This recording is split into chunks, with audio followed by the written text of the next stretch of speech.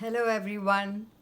Greetings from Storycorner at Bookmine, and I am Sudha Umashanker. In our Read Aloud series today, I'm going to read to you a very sweet story called Little Red Riding Hood. I'm sure some of you have already heard or read this story, but for those of you who haven't, and for those who'd like to listen to it again, here we go. Little Red Riding Hood.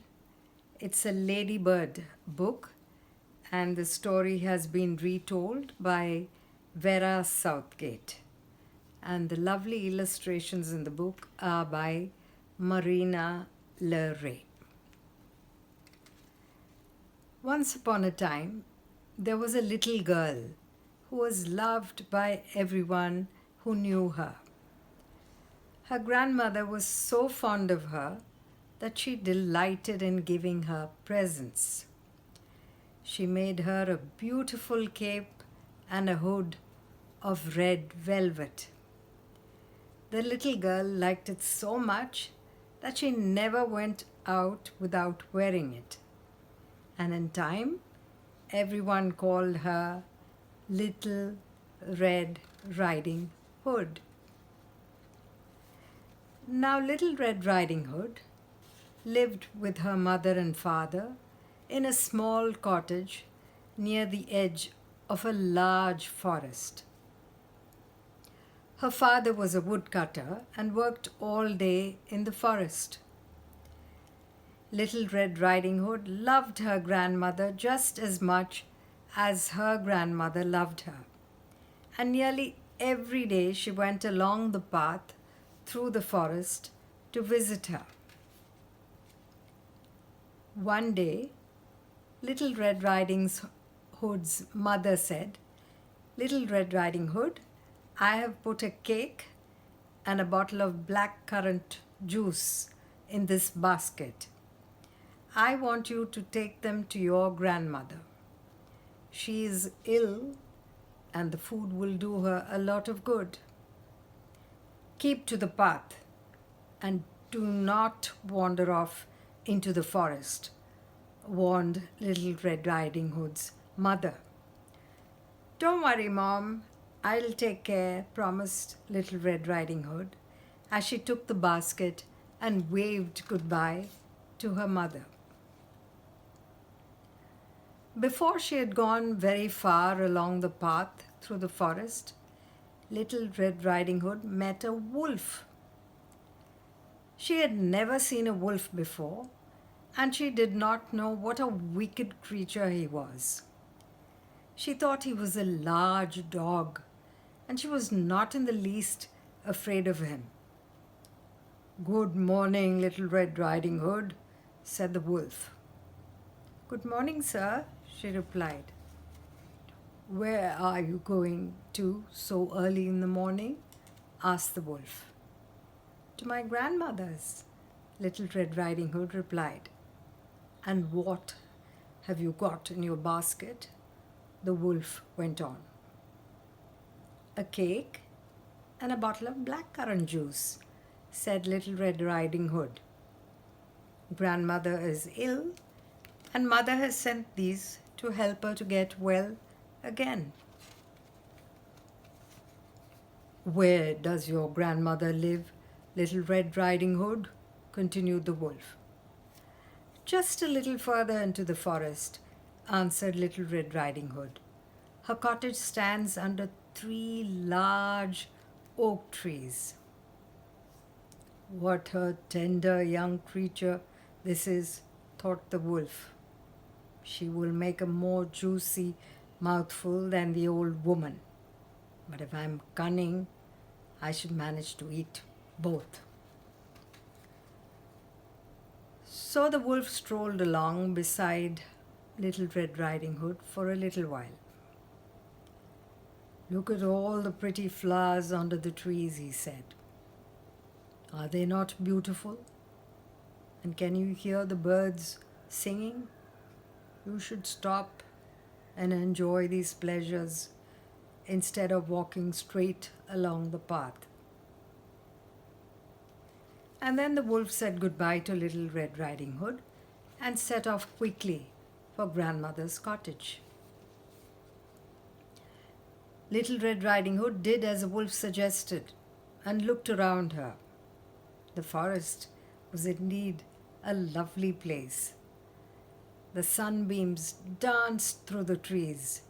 The ground was carpeted with beautiful flowers, and overhead the birds sang merrily. I shall pick a bunch of fresh flowers for my grandmother, thought Little Red Riding Hood. They will cheer her up. So she wandered further and further from the path, gathering the prettiest of flowers. By now the wolf had reached grandmother's cottage. He knocked at the door. "Who's there?" called grandmother. "Little Red Riding Hood," replied the wolf in a high voice. "I have brought you a cake and some blackcurrant juice." "Press the latch, open the door and walk in, my dear," said grandmother. "I am so weak that I cannot get up." The wolf pressed the latch, opened the door, and walked in. Without saying a word, the wolf went straight to the bed and gobbled grandmother up in one mouthful. Then he put on one of her night dresses and a nightcap, which he pulled well down over his eyes. He drew the curtains and got into bed, pulling the bedclothes well up to his chin. And then he waited. Meanwhile, Little Red Riding Hood had wandered far from the path, for the loveliest flowers always seemed to be furthest away. When she had gathered a pretty posy of flowers, she returned to the path and went on her way. When Little Red Riding Hood arrived at her grandmother's cottage, she was surprised to find the door standing wide open. "Good morning, grandmother," called out Little Red Riding Hood as she went inside. But she got no reply. Then Little Red Riding Hood began to feel rather uneasy. She went up to the bed and drew back the curtains. There lay her grandmother with her cap pulled down to her eyes and the bedclothes pulled up to her chin, looking very strange. "Oh, grandmother," cried Little Red Riding Hood, "what big ears you have!" "All the better to hear you with, my dear," came the reply. "Oh, grandmother, what big eyes you have!" "All the better to see you with, my dear." "Oh, grandmother, what big hands you have!" "All the better to hug you with, my dear." "Oh, grandmother, what big teeth you have!" "All the better to eat you with." With these words, the wolf jumped out of bed and gobbled up Little Red Riding Hood in one mouthful. And then he climbed into bed, lay down, and fell fast asleep. Soon he began to snore. He snored so loudly that the cottage shook. Just at that time, Little Red Riding Hood's father was passing nearby. He heard the awful snores coming from the cottage, and he thought it was better to go in and see why Little Red Riding Hood's grandmother was snoring so loudly. When he went up to the bed, he saw the wolf lying there. "You wicked creature," he cried in a rage. With one blow of his axe, he killed the wolf and pulled him out of bed. Then he had an idea. Perhaps the wolf had swallowed grandmother whole, and perhaps he was in time to save her.